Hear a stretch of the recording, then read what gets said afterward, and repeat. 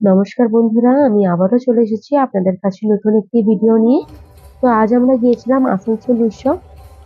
যেহেতু আমাদের বাড়ি আসানসোলে, আমাদের বাড়ি থেকে কিছুটা দূরে আসানসোল উৎসব অনুষ্ঠিত হয়েছে, তাই ভাবলাম একবার ঘুরে আসা যাক।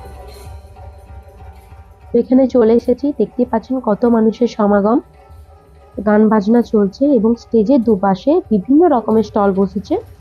বাঁ দিকে রয়েছে বিভিন্ন হসপিটালের স্টল, যেখানে বিনামূল্যে প্রেসার এবং সুগার মাপা চলছে, এবং ডান দিকে রয়েছে বিভিন্ন রকমের জামা কাপড়, কার্পেট, ব্যাগ এবং জুতির দোকান। এছাড়াও রয়েছে বিভিন্ন খাবারের স্টল।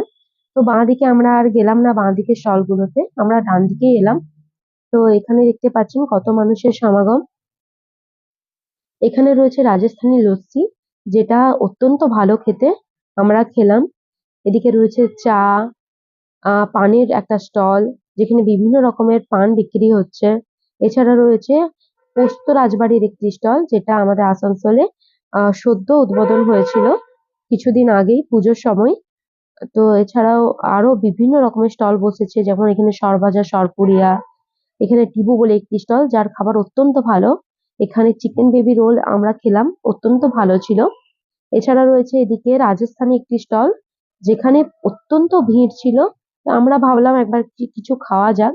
তো এখানে আমরা নিয়েছিলাম আহ পেঁয়াজ কচুরি এবং আলু টিক্কা চাট, যেটা রেডি করছে। তো আপনারা কারা কারা আসানসোল থেকে আমার ভিডিও দেখছেন অবশ্যই কমেন্ট করবেন।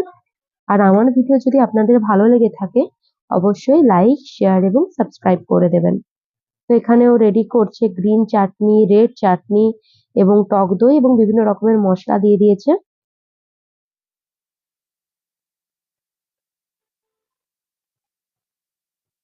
তো মা নিয়েছিল টিক্কা চাটটা। মাকে জিজ্ঞাসা করলাম কেমন খেতে, মা বললো খুব সুন্দর। দিয়ে আবারও চলে এলাম এই সাইডে স্টেজের কাছে। বাঁ দিকে স্টলগুলোতে আর গেলাম না, নিয়ে আমরা বাড়ির পথে রওনা হলাম। এটা হচ্ছে এক্সিট এবং এন্ট্রি, দুটোই গেট একসাথেই। আমি আসার সময় ভিডিও করতে পারিনি, তাই যাওয়ার সময় ভিডিও করছি।